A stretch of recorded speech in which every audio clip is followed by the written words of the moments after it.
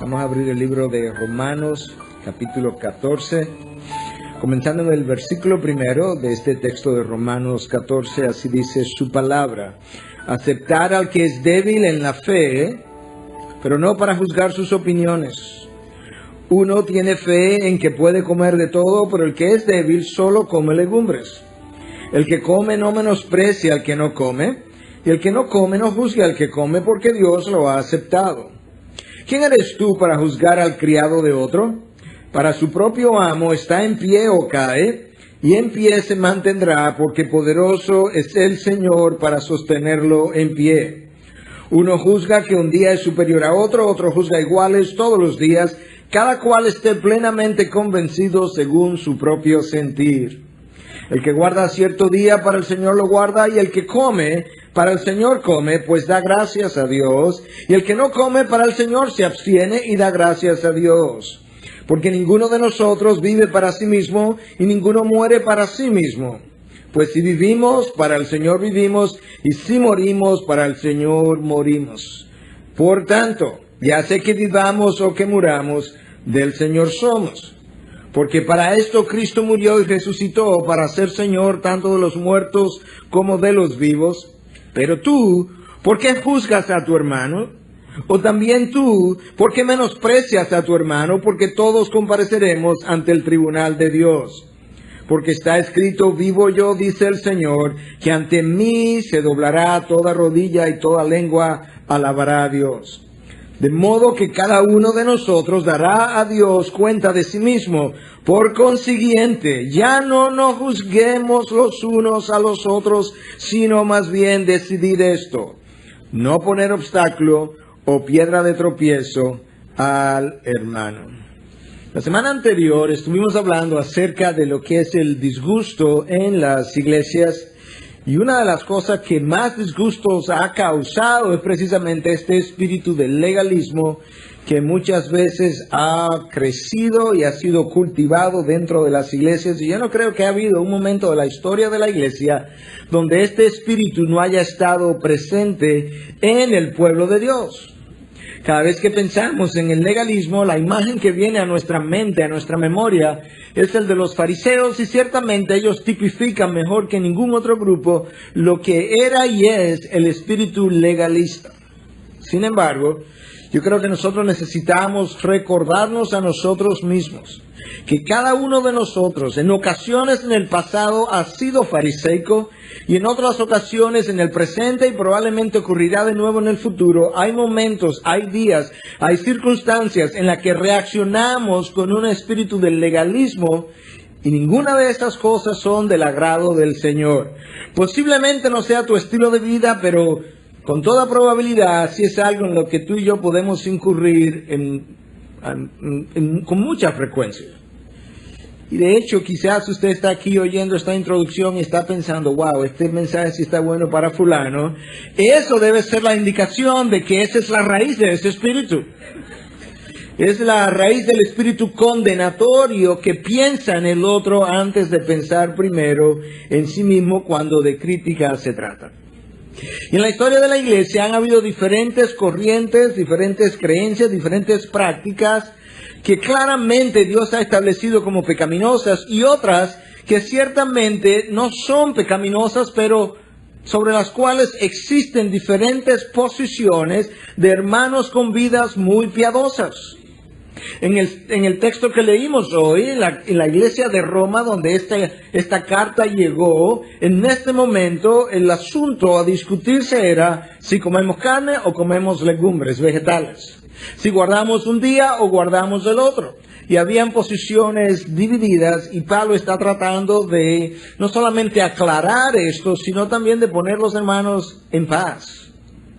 En otra ocasión, Pablo tuvo que batallar en contra de la circuncisión como algo que se hubiese requerido para la salvación. Los judíos tenían cientos de años siendo circuncidados, y ellos llegaron a creer que la salvación venía por la circuncisión, y cuando los judíos comenzaron a entrar a las filas del cristianismo, ellos querían que los gentiles se circuncidaran también. Y hubo que hacer todo un concilio, el primer concilio de la iglesia, en la ciudad de Jerusalén, en la iglesia de Jerusalén, descrito en el capítulo 15 del libro de los Hechos para resolver esto, y al final la conclusión fue: no le pongamos a los gentiles requerimientos que realmente no son necesarios, aunque nosotros lo practicamos dentro del judaísmo por tanto tiempo.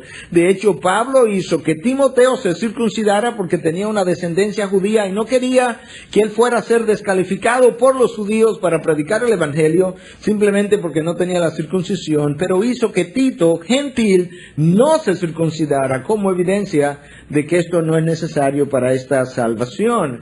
Esas controversias no han cesado.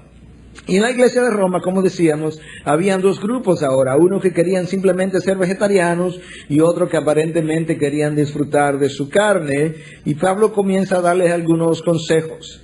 En el versículo 2, Pablo dice: uno tiene fe en que puede comer de todo, pero el que es débil solo come legumbres. Esa era la discusión. Sin embargo, cuando te vas a la iglesia de Corinto, había una discusión similar pero distinta. Habían dos grupos que estaban de acuerdo los dos en comer carne. Pero había un grupo que decía: no, la carne que se ha sacrificado previamente a los ídolos no se puede comer. Y otro grupo que decía: yo no tengo ningún problema con la carne sacrificada a los ídolos. ¿Cuál es tu problema? Y lo que estaba ocurriendo es que esta iglesia era pobre, como la mayoría de las iglesias iniciales.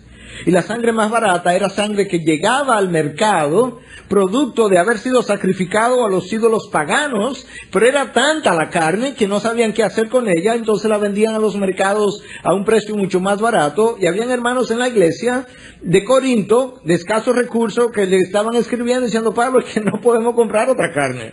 Y los otros hermanos decían: no, eso está sacrificado a los ídolos, está contaminado. Y un grupo decía: no, yo no creo en esto que los demonios se le pegan a las cosas, dame la carne, yo me la como, no hay ningún problema.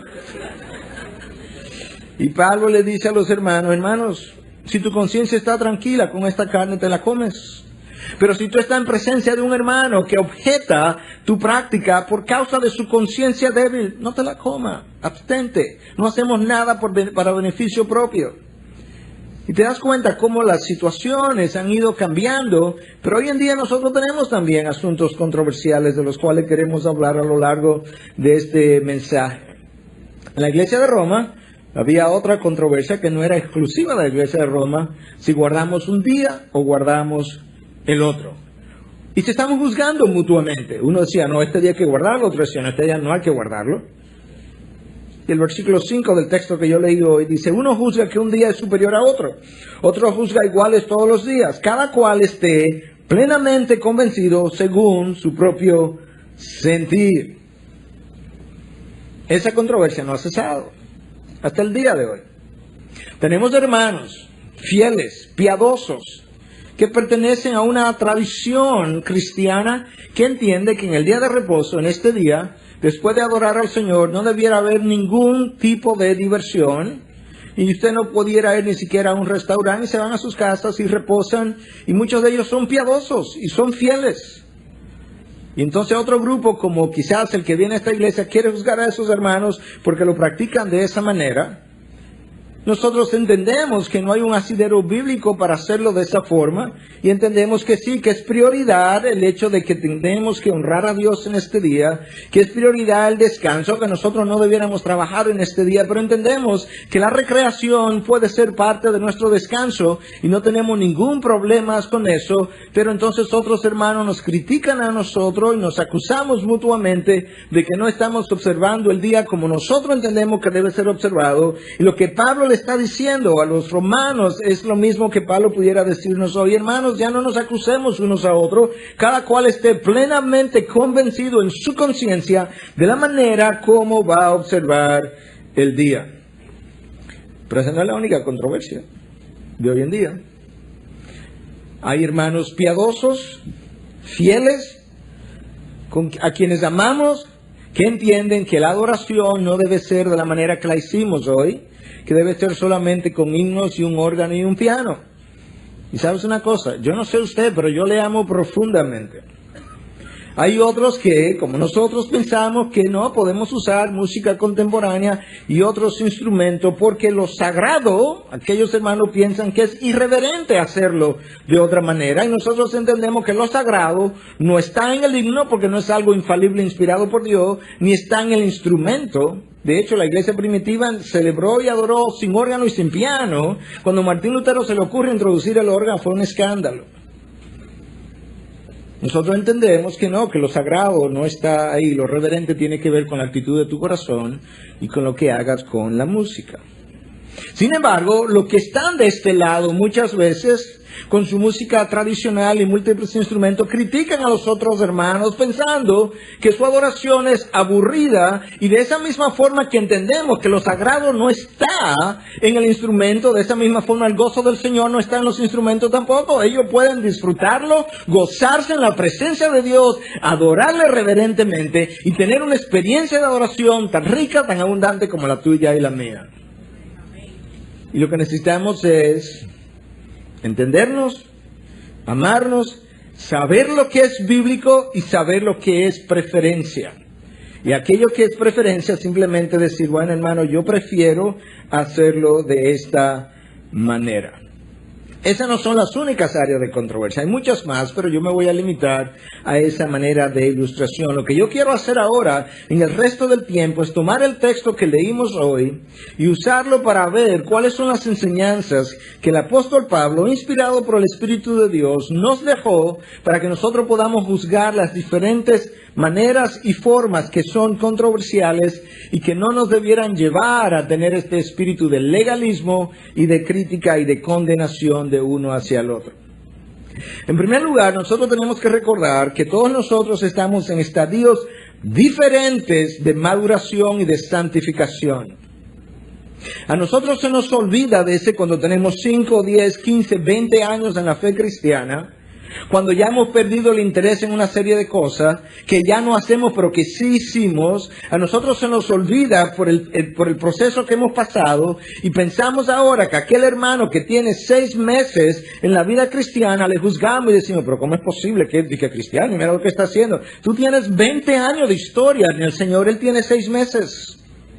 Estamos en diferentes estados de maduración y de santificación. Es como, bueno, pero ¿qué? Yo no creo que eso es pecado, dice el hermano que está recién nacido en la fe. Y a veces no es pecado, es simplemente que el que está más avanzado ya perdió su interés en eso, como cuando tú no tienes interés. Imagínate que alguien venga a tu casa muy contento. Hermano, vamos a montar columpios. ¿Columpios? No, yo no monto columpios. Pero eso no es pecado, claro que no es pecado, no tiene nada que ver con pecado. Es que he experimentado otras cosas mucho mejores que el columpio y el columpio ya no me atraen. De esa misma manera, hay muchas cosas en la vida que no son necesariamente pecaminosas. Pero cuando tú experimentas otras cosas que el Señor te ha permitido vivir y en las cuales tú has podido entrar, entonces ya le perdiste el deseo a eso. No juzga al hermano que todavía no ha tenido tu experiencia. Y si tú la has tenido, es por gracia. No hay ninguna razón por la que tú la tienes y el otro no. No es porque eres mejor, simplemente Dios ha tenido gracia para contigo. ¿Cuál es la enseñanza? En el versículo 1 del texto de hoy está: aceptar al que es débil en la fe, pero no para juzgar sus opiniones. 2 enseñanzas en un solo verso bien corto. Número 1, acéptalo. Número 2, no lo juzgue. Acéptalo. Oye, ¿cuál es la palabra en el griego, en el original? Es proslambano, que implica lo siguiente: lo aceptas, lo recibe y le da la bienvenida. Esa es la primera enseñanza. Recíbelo como Cristo te ha recibido, con los brazos abiertos. Recuerda, Él es débil en la fe. Es tu responsabilidad recibirlo, darle la bienvenida y fortalecerlo para que un día después Él pueda hacer lo mismo con otros. Dios te recibió así, recíbelo tú de la misma manera. Si estás en un estado más avanzado de tu fe, de tu maduración, de tu santificación, es solo por la gracia de Dios y no simplemente por tu esfuerzo. Es simplemente por la gracia de Dios. Número 2.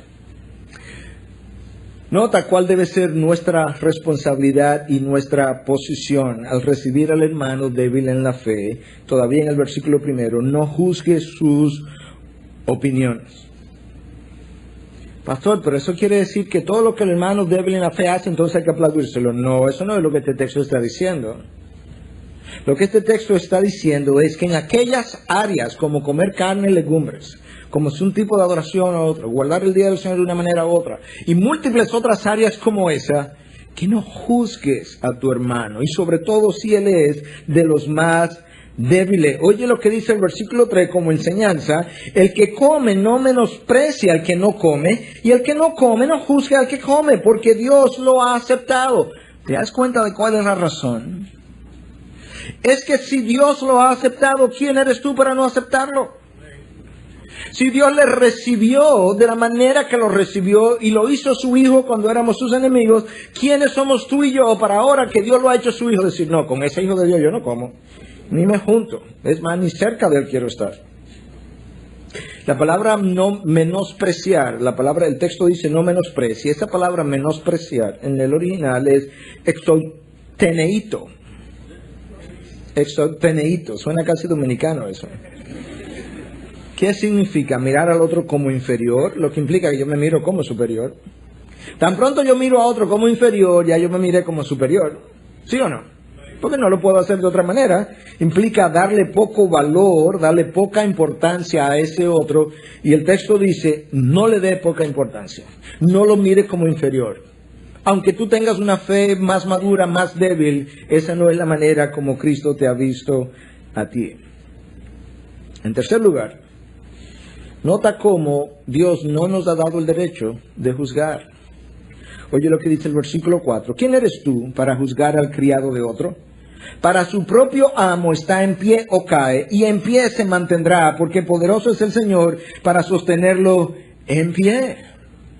Oye lo que Pablo está diciendo: si él está de pie o se cae, es para el Señor que se va a estar de pie o se va a caer. Y sabes una cosa, él va a estar de pie porque el Señor es poderoso para sostenerlo. El Señor, que sabe que él es débil en la fe, va a cuidar de él de una manera todavía más cercana por la debilidad de su fe. Le va a guiar de una manera que también a ti te guió en un momento dado. Pablo está diciendo: no tomemos la atribución que le corresponde a Dios. Pastor, pero entonces no podemos corregir a un hermano. Claro que podemos corregir a un hermano, pero tenemos que recordar que mi función comienza y termina cuando yo llevo el mensaje. Y el problema es que llevo el mensaje y cuando al otro día o a la semana el hermano no ha hecho lo que yo le dije, ahora yo comienzo a juzgarlo, como es posible, mira esto, de inmaduro, de aquello. Porque yo no solamente quiero ser el portador del mensaje, yo quiero ser el Espíritu Santo que cambia al hermano también.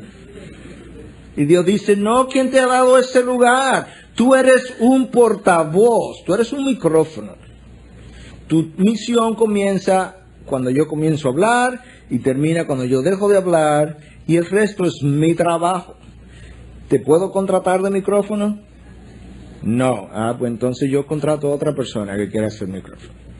Pero el lugar de juicio tenemos que dejárselo a Dios. ¿Sabe por qué? Por algo que comentamos el viernes, una pareja de aquí y yo.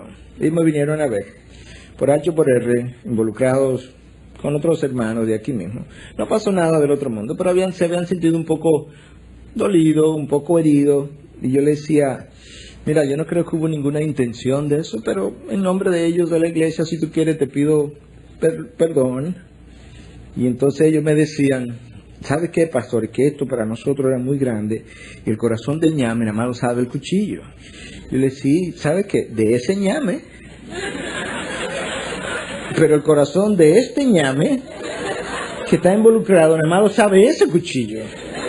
Y tú sabes que el corazón de este ñame, que tiene muchos ñames, nada más lo sabe otro cuchillo. ¿Tú te das cuenta cómo es? Hermanos, si yo te digo que en los últimos 2 o 3 meses yo he estado físicamente y emocionalmente donde yo nunca he estado en mi vida, ¿usted me lo creería? ¿Usted no sabía eso? A menos que yo se lo diga, ¿verdad? Espiritualmente no, Dios ha estado ahí de una manera extraordinaria. Pero si yo no se lo digo, usted no lo sabe. El corazón de este ñame, nada más lo sabe la otra persona que vive con el ñame. ¿Se da cuenta? El pueblo de Dios es una cosa como de ñamería, como usted se pone a pensar. Seamos cautos, tengamos gracia, tengamos cuidado. Oye, como Cristo lo dijo: En Lucas 6, versículo 41. ¿Y por qué miras la mota que está en el ojo de tu hermano y no te das cuenta de la viga que está en tu propio ojo? ¿O cómo puedes decir a tu hermano, hermano, déjame sacarte la mota que está en tu ojo, cuando tú mismo no ves la viga que está en tu ojo? Hipócrita, saca primero la viga de tu ojo y entonces verás con claridad para sacar la mota que está en el ojo de tu hermano. Es la viga que está en nosotros que no nos permite ver bien, y entonces esa viga nos hace ciego hacia nosotros y vemos la pajita del otro cuando yo tengo un tronco 2x2 en mi pupila, medio a medio, y Cristo dice, cuidado, antes de tú ir a sacar una pajita del ojo de tu hermano, ve al espejo, mírate bien, mírate los ojos, y asegúrate que tú no tengas una viga aún mayor. Déjame agregar algo más. Cuando ese hermano juzga al otro, lo hace porque se cree superior. Y se cree tener una fe más madura, una conciencia más madura. Y por eso le juzga. Esa es la evidencia de que esa área de su conciencia está inmadura. Porque si algo que yo sé al leer la palabra de Dios, sobre todo al ver la vida de Pablo, es que si hay algo que caracteriza la fe madura, la conciencia madura en el Señor, es la ausencia de juicio y la abundancia de gracia.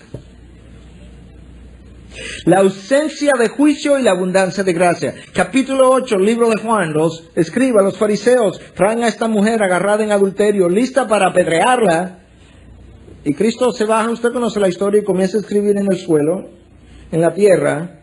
Y según él fue escribiendo, se fueron yendo. No sabemos qué escribió, pero posiblemente los pecados de cada uno de los que estaban alrededor. Y cuando terminaron yéndose, él la mira y le dice, mujer, ¿dónde están los que te acusaban? Todos se han ido. Yo tampoco te acuso. Vete y no peques más.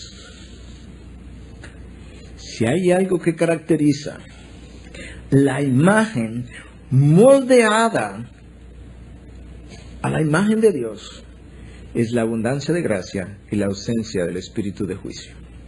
Cristo no aplaudió su adulterio, le dijo, vete y no peques más. A otro, cuando le sanó, le dijo, vete y no peques más, no sea que te venga algo peor. Pero no estaba con una actitud de juicio. Pastor, pero ¿y si hay algo que es verdaderamente pecaminoso, que está mal, que no lo podemos dejar pasar? Y entonces, ¿qué vamos a hacer? Bueno, la palabra de Dios nos instruye también. El primer versículo del próximo capítulo del libro de Romanos nos dice qué debemos hacer. Capítulo 15, versículo 1. Así que nosotros, los que somos fuertes, si tú te consideras maduro, fuerte en la fe, estable, los que somos fuertes, debemos sobrellevar las flaquezas de los débiles y no agradarnos a nosotros mismos. Las flaquezas, los deslices, lo que en inglés llamarían long suffering, lo que Dios es, que sufre por largo tiempo. Si te consideras fuerte, entonces tú tienes un llamado especial, y es a sobrellevar precisamente las flaquezas, los tropiezos de los débiles. En eso tú y yo vamos a mostrar que verdaderamente Cristo ha venido forjando su imagen dentro de nosotros. Sí, pastor, pero que hay cosas que la misma, ya no es una cuestión de apreciación, no es una cuestión del día de reposo, del día de legumbres, carne, hay cosas que verdaderamente son pecados, y hay gente que ha caído. ¿Qué hacemos? La palabra nos dice también. Eso es lo bueno de la palabra, que tiene una respuesta para cada cosa. Gálatas 6, comenzando en el versículo 1, déjame leértelo, hermano. Aun si alguno es sorprendido en alguna falta, o sea, Pablo ahora está diciendo, con los Gálatas él tenía el mismo problema. Los Gálatas querían volver a las obras de la ley, pensando que eso era lo que le iba a salvar. Y Pablo le dice, Gálatas insensatos, habiendo comenzado por el Espíritu, ahora quieren volver a las obras de la ley. Y entonces ahora, llegando al final de la carta, en el último capítulo, dice, ok, si aún es que verdaderamente alguno es sorprendido en alguna falta, vosotros que sois espirituales, fuertes, maduros en la fe, estables, restaurarlo en un espíritu de mansedumbre. Pero mira cómo, cuando tú vayas a restaurarlo, no solamente ve con mansedumbre, ve mirándote a ti mismo. No sea que tú también seas tentado. Llevar los unos las cargas de los otros y cumplir así la ley de Cristo. Ponga la atención, subraye eso, la ley de Cristo. Esa es la ley que nos obliga hoy, la ley de Cristo. Porque si alguno se cree que es algo, no siendo nada, se engaña a sí mismo. Pero que cada uno examine su propia obra. Pablo está diciendo, mira, si tú examinaras tu propia obra, tú no tendrías tiempo para estar viendo la obra del otro. Cada cual que examine su propia conciencia. Cuando vaya donde un hermano que ciertamente ha caído, tienes que ir, pero ve con mansedumbre y restáuralo. Esa es tu función. Te consideras fuerte, restáuralo. Pero cuando vaya, ve viéndote a ti mismo. No vaya a ser que tú seas tentado de la misma manera y caiga de la misma forma. Además, no esté examinando, criticando, juzgando la obra del otro. Hay un papel, hay un rol de examinar para juzgar bíblicamente y restaurar al hermano. No quiero que me confundan. Pero lo que aquí se está atacando es que no tengamos el espíritu de juicio que Dios no nos ha hecho el presidente de la Suprema Corte Celestial para que nosotros nos sentemos en ese trono. Que le dejemos esas cosas a Él y Él sabrá cómo lidiar con cada una de esas cosas. Los hermanos en la iglesia de Roma estaban divididos, que si este día, que si aquel día, que si lo guardo así, que si lo guardo asado. Y Pablo le dice en el versículo 6 del texto que leímos al principio, el que guarda cierto día, para el Señor lo guarda. Y el que come, para el Señor come. Pues da gracias a Dios, y el que no come, para el Señor se abstiene, y también da gracias a Dios. ¿Sabes una cosa? Tú puedes ir a la iglesia hoy. Vamos a ver los dos grupos. Tú puedes ir a la iglesia hoy. Y cuando termine te vas a tu casa. Y como tú crees que el día de reposo debe guardarse así, tú te puedes acostar el día entero y levantarte al otro día. Y puede ser que habiéndolo hecho así, tú hayas pecado gravemente. Vamos a coger este grupo que está aquí sentado.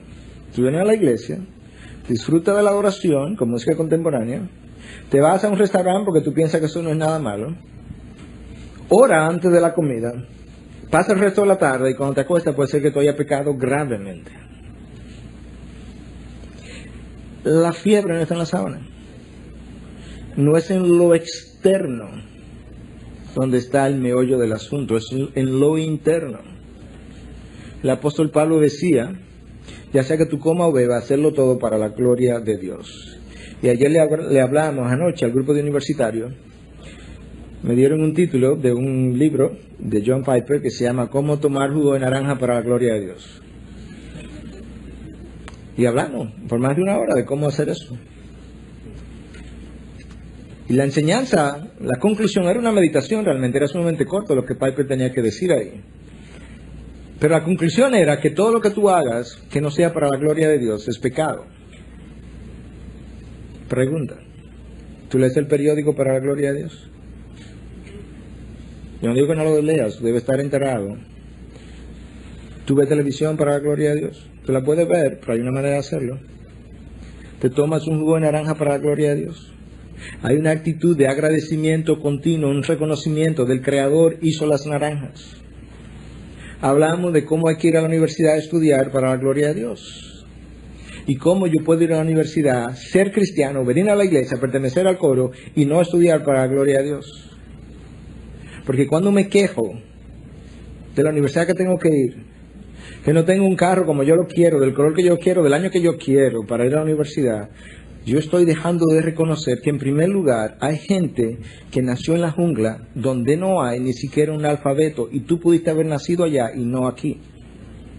En segundo lugar, que aquellos que han nacido aquí nacieron con una inteligencia que hoy en día le permitió ir a la universidad, pero hay mucha gente que nace con inteligencia que no le permite ir a la universidad. En tercer lugar, que tú naciste en una familia que aunque no sea rica, por lo menos tiene los recursos o otra persona facilitó los recursos para que tú pudieras ir a la universidad, que hay mucha gente que quisiera ir a la universidad y no puede ir. En tercer o cuarto lugar, que cuando tú vas a la universidad, ya sea en carro, ya sea en un autobús o ya sea en motor, que esa habilidad de pagar el autobús también Dios te la dio. Que la habilidad de llegar caminando a la parada también te la dio Dios porque hay gente que está paralítico de nacimiento. ¿Te das cuenta? Yo comenzaba preguntándole, ¿tú sabes para hablar de este jugo de naranja, para la gloria de Dios? Esta naranja sí está mala, esto que sí. ¿Tú sabes qué cantidad de personas vive con menos de $1 al día? 1 billón de personas. ¿Tú sabes cuántos niños van a morir hoy de hambre? En las próximas 24 horas, no menos de 16,000 niños. Y tú me vas a decir a mí que ahora tú te vas a quejar porque la comida está caliente, no, está fría, porque el pan está medio esto, la mantequilla está medio asado. 34 pesos, eso es $1 al día. 1 billón de personas viven con menos de eso. ¿Tú has visto las fotos de basureros como lo de Duquesa, donde la gente en esa montaña anda caminando en la India sacando lo que pueda comer?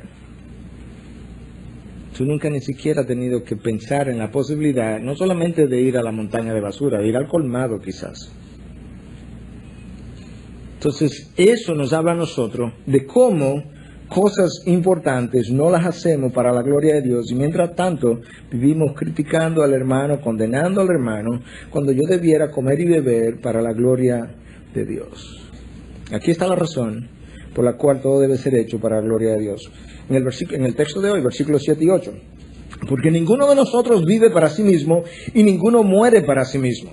Pues si vivimos, para el Señor vivimos, y si morimos, para el Señor morimos. Por tanto, ya sea que vivamos o que muramos, del Señor somos. Tengo dueño, tengo amo, tengo quien servirle, y a él respondo.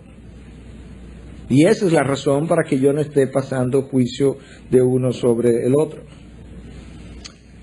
Si tú vienes a esta iglesia, no quiero pasar por alto este momento para explicar muy brevemente por qué entendemos el día de reposo de la manera que lo entendemos. Porque no quiero, por un lado no tengo el tiempo para emplear 1 hora en la explicación, pero tampoco debo pasar por alto un texto como este para personas que vienen a nuestra iglesia y que quizás no entienden por qué lo pensamos así y no de la otra manera. Yo creo que es claro que la palabra de Dios habla de un día para el Señor donde podamos venir como familia en paz, sosegados, a adorarle. Yo creo que también es claro que la palabra habla de un día de reposo, que no debe ser un día donde yo estoy trabajando, a menos, ¿verdad?, que sean médicos, enfermeras, empleados de ese tipo de cosas que necesitan por obligación hacer ciertas cosas.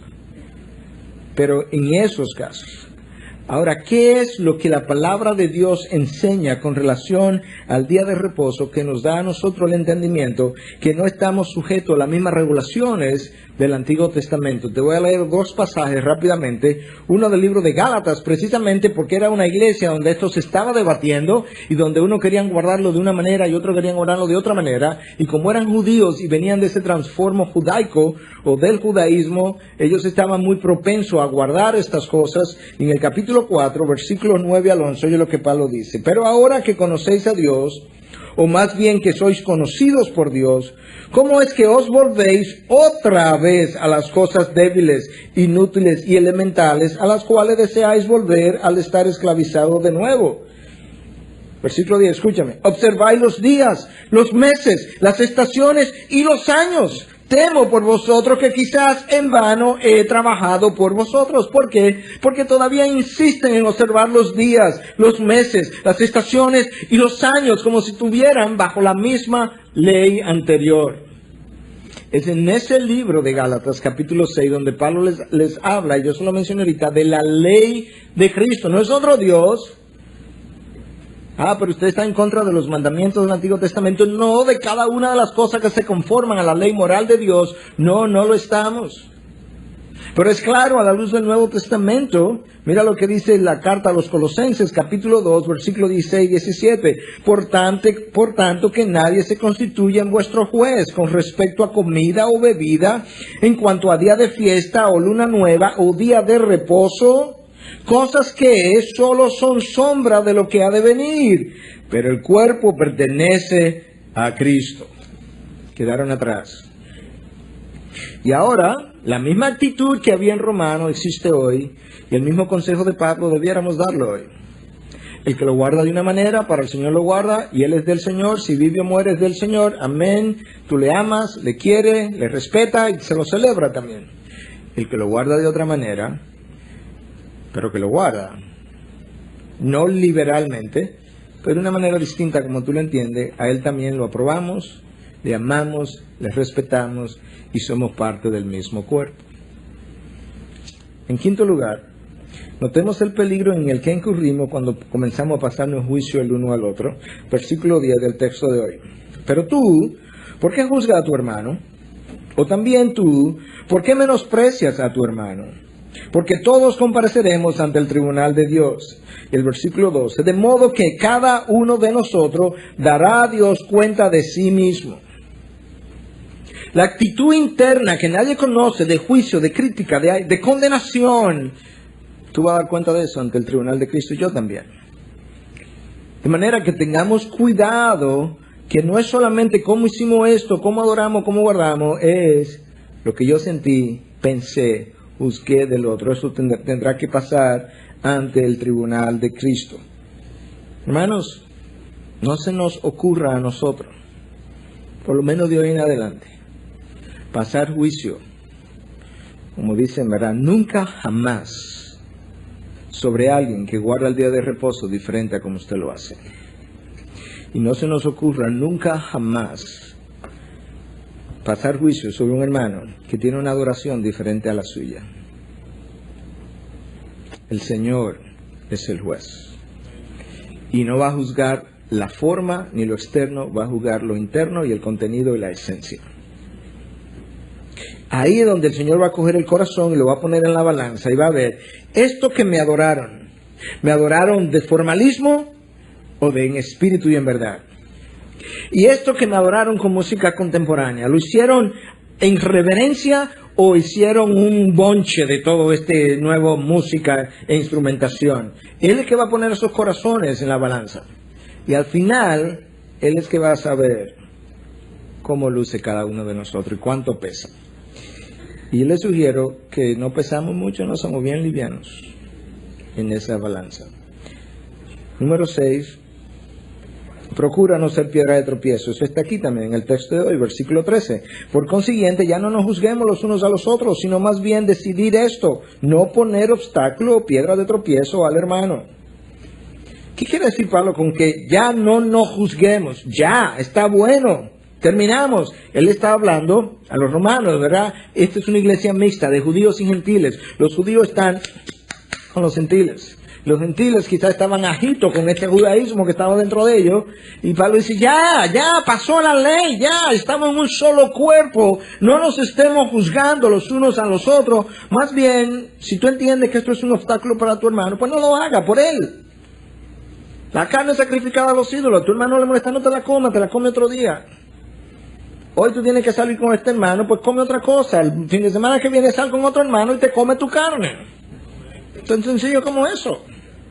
Te la come en tu casa, te la come donde tú no le seas de piedra de tropiezo al hermano, porque se supone que tú y yo no debemos hacer nada para nuestro propio beneficio, sino para el beneficio de los otros.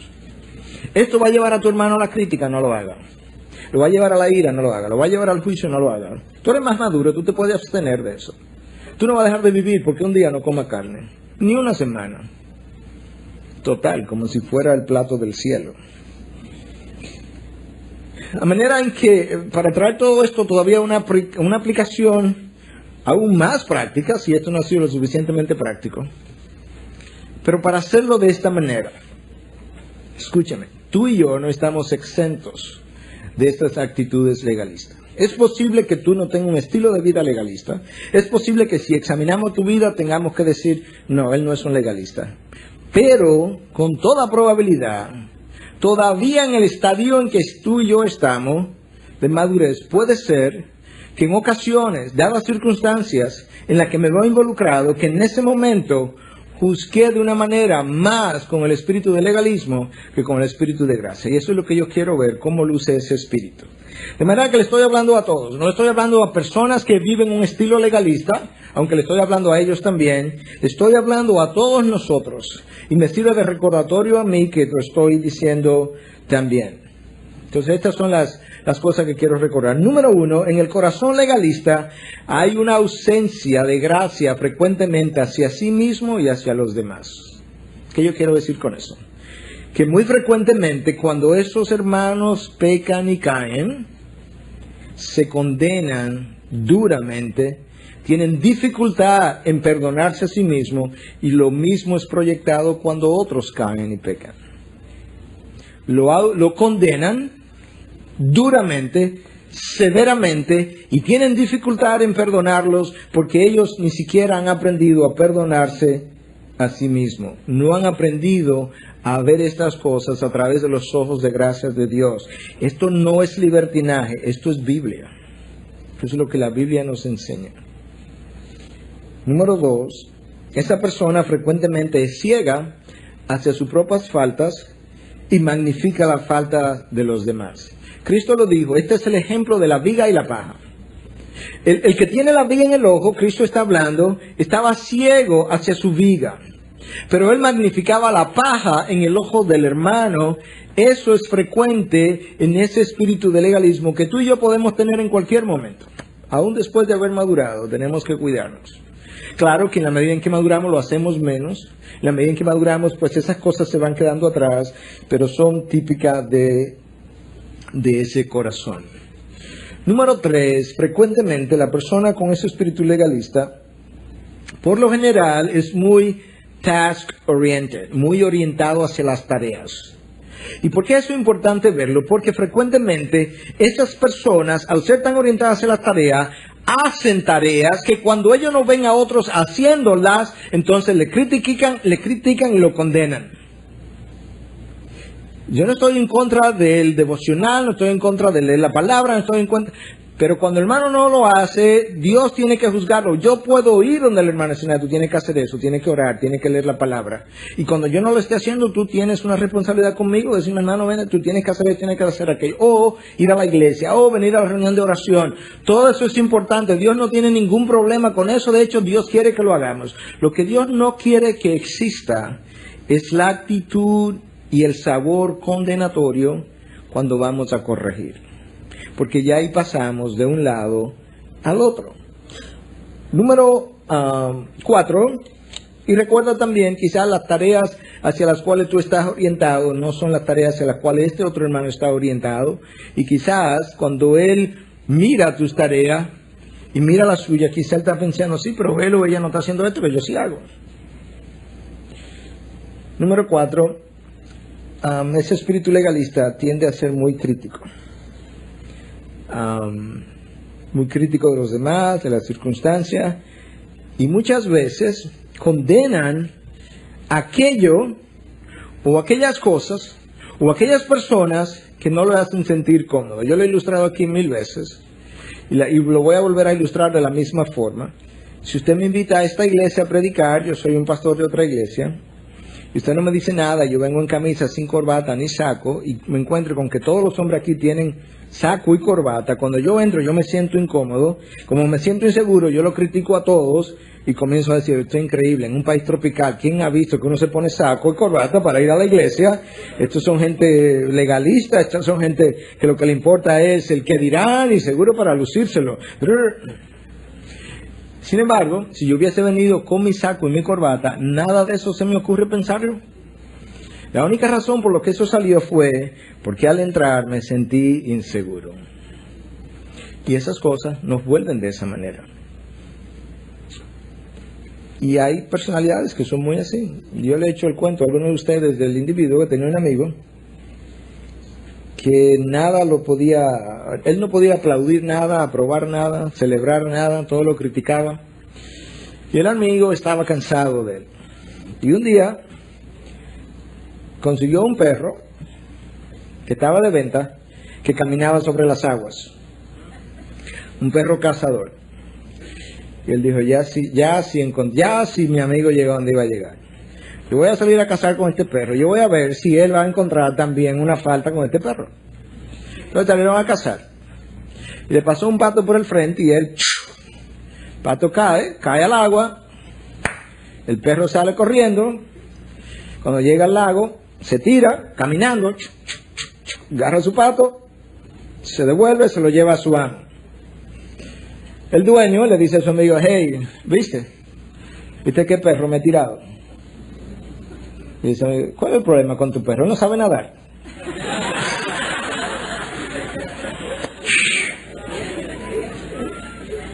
Hay gente que simplemente tú no lo puedes complacer, ni hacer reír, ni ponerlo a celebrar. Número 5.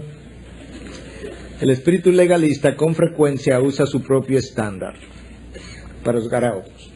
Ahora, si tú le preguntas eso en un examen escrito, falso o verdadero, usted debe juzgar por su propio estándar. Esa persona dice, no, falso. Usted lo mira en la vida, es otra cosa. Porque nosotros no pensamos que lo hacemos así. Pero la forma como lo manifestamos, yo sé que lo he hecho en el pasado. Yo creo que no lo voy a hacer en el presente o futuro. Yo creo, pero yo tampoco voy a decir aquí, no, yo nunca lo voy a hacer en el futuro. Porque el que crea que está firme, cuídese que no caiga.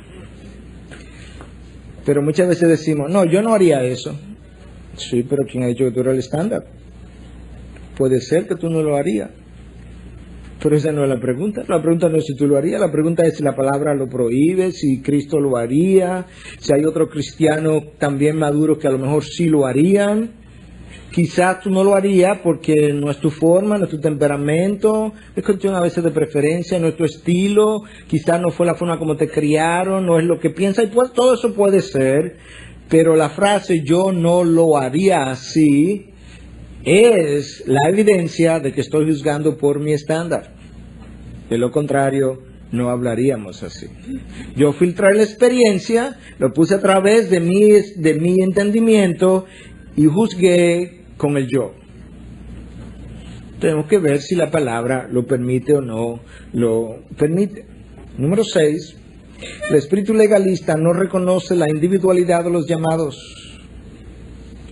Usted y yo nos fuimos llamados de la misma manera.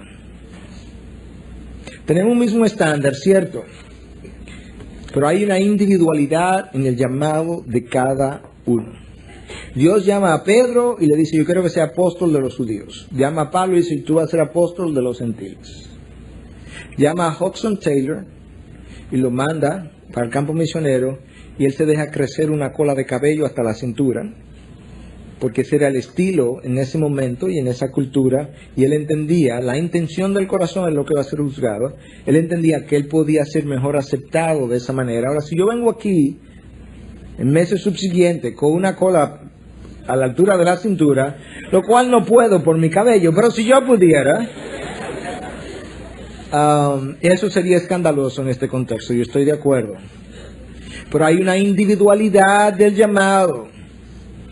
Y Dios llama a Abraham de una forma, y llama a Amós de otra forma, y llama a Pedro de una forma, y llama a Pablo de otra forma. A Pablo hubo que tumbarlo de un caballo. Mateo estaba sentado recogiendo impuestos y él dice simplemente sígueme. Y tenemos que ver cuál es el llamado que Dios me ha dado, porque yo no puedo juzgar a todo el mundo por la manera en que fui llamado, ni por lo que Dios me ha pedido. Es como que yo ahora, habiendo renunciado a la medicina para abrazar esta causa, quiera que todos los médicos cristianos renuncien a su profesión porque yo renuncié a la mía. Imaginémonos que todos los médicos renuncian a su profesión para abrazar la fe cristiana. ¿Quién va a cuidar de los enfermos? Pero hay algunos de nosotros que hemos sido llamados a eso. Martin Lloyd Jones, gran predicador, grandemente conocido, él y su esposa eran médicos y la practicaron por un tiempo. Llegó el momento en que también tuvieron que dejarla, pero por mucho tiempo hicieron las dos cosas. Cada cual tiene un llamado y tendrá que responder por su llamado. Número 7, muchas veces la persona legalista ha confundido lo que es el adoctrinamiento con la enseñanza de la verdad de la palabra. Eso no es lo mismo. Debiera ser, pero no es. Hay cosas que yo aprendo, formas, frases, principios que salen de un catecismo, salen de una confesión, pero no necesariamente de la palabra. Yo tengo que ser cuidadoso que yo no amarre la conciencia de todo el mundo universalmente por un principio que a lo mejor es válido, pero no bíblico necesariamente. No es antibíblico, pero no es algo que yo puedo decir, míralo aquí en la palabra, tiene que ajustarte a él. Entonces no puedo confundir el adoctrinamiento con lo que es la enseñanza de la verdad. Y número 8 y final. No es raro que este espíritu crítico legalista esté preocupado con lo trivial, con lo pasajero, con lo superficial, con lo que no tiene realmente importancia, hasta el punto que se ahoga en un grano de arroz pero se traga un camello. Y esto es como Cristo lo dijo en Mateo 23, a partir del versículo 25. ¡Ay de vosotros, escribas y fariseos, hipócritas! Porque pagáis el diezmo de la menta, del eneldo, del comino, y habéis descuidado los preceptos de más peso de la ley, la justicia, la misericordia y la fidelidad. Esto es lo que los fariseos estaban haciendo. Iban al templo fielmente, llegaban temprano, eran puntuales, ayunaban 2 veces a la semana, pagaban el diezmo, se encontraban 10 limones y llevaban 1 al templo y se quedaban con 9. Eran, sumamente escrupulosos en pagar el diezmo. Sin embargo, en las cosas más importantes de la ley de Dios, como es la fidelidad, la misericordia y la justicia, no lo estaban llevando a cabo. Es más fácil llegar a la IBI a tiempo. Es más fácil estar en la IBI el domingo, el miércoles, en todos los ministerios, dar el diezmo, enviar un cheque para un misionero. Es más fácil hacer todo eso que amar la misericordia, practicar la justicia y caminar en humildad de corazón, que es lo que el profeta Miqueas 6:8 nos dice. Y él hace la pregunta: oh hombre, ¿qué es lo que Dios ha pedido de ti? 3 cosas, te la voy a resumir: que camines en humildad de corazón, que practique la justicia y que ame la misericordia. El hacer lo externo es 10 veces más fácil que hacer esas otras cosas que son internas del corazón. ¿Cuántos de nosotros amamos la misericordia? ¿Cuántos de nosotros nos deleitamos en perdonar? ¿Cuántos de nosotros nos deleitamos en ser pacientes? ¿Cuántos de nosotros literalmente puede decir: no, es que yo amo más ser así que de esta manera? Al contrario, a veces cuando vemos el espíritu de misericordia en otros lo criticamos, como Jonás criticó a Dios. El profeta Jonás criticó a Dios, eso es increíble. Yo no voy para Nínive porque tú eres demasiado misericordioso y tú te atreves a perdonarlo. Ese es el Jonás. Cada uno de nosotros tiene un Jonásito adentro, si usted no lo sabía. Ese es el Jonás de nosotros cuando ve a alguien practicando la misericordia. No, pero ese se pasó, te pasaste de la línea, ten cuidado porque te abusan. Y a veces eso es cierto, pero más frecuentemente tiene que ver con el Jonás dentro de nosotros. Cristo le dice a los fariseos: estas cosas, la justicia, la misericordia y la fidelidad, son las que debías haber hecho sin descuidar a aquellas. Guías ciegos que coláis el mosquito y os tragáis el camello. Usted ve que eso no salió de mí. Ay de vosotros, escribas y fariseos hipócritas, porque limpiáis el exterior del vaso y del plato, pero por dentro están llenos de robo y de desenfreno. Fariseo ciego, limpia primero lo de adentro del vaso y del plato, para que lo de afuera también quede limpio. Ay de vosotros, escribas y fariseos hipócritas, porque sois semejantes a sepulcros blanqueados, que por fuera lucen hermosos, pero por dentro están llenos de huesos de muertos y de toda inmundicia. Wow. ¿Te das cuenta? La esencia del legalismo, no importa la denominación, el tiempo, la cultura donde tú estés.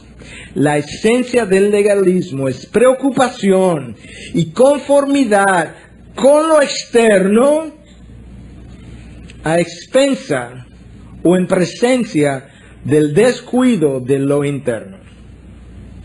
No importa la denominación, no importa cómo tú le llames, no importa si está en el primer siglo o está en el siglo XXI, la esencia del legalismo es la preocupación con lo externo y la conformidad con lo externo, todo el tiempo descuidando la condición interna de mi corazón, que debiera estar conformado, según lo que acabamos de leer, a la humildad, al amar la misericordia, a la práctica de la justicia, a la fidelidad a Dios.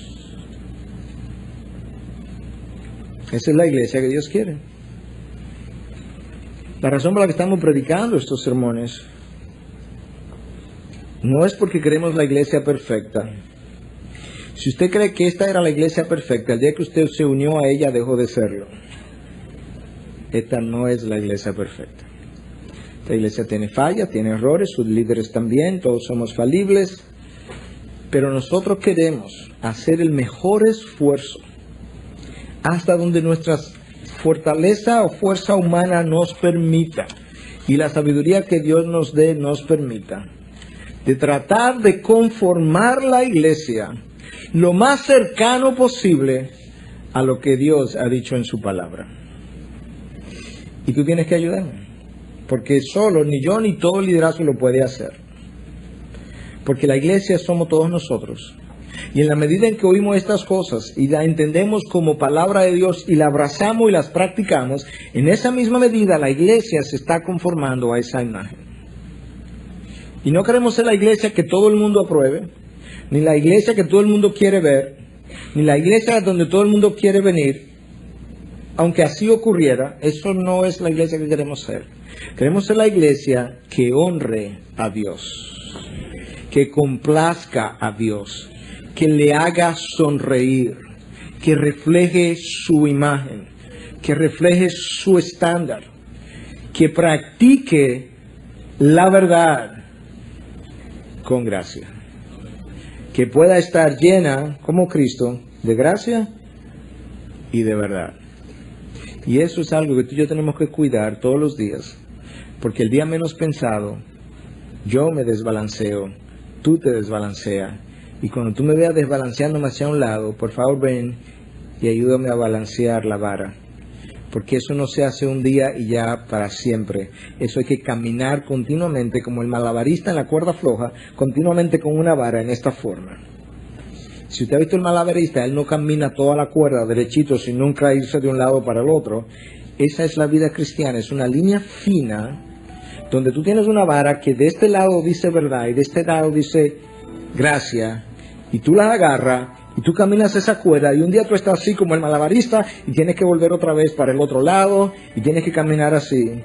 Lo que Dios quiere es que no te caiga de la cuerda.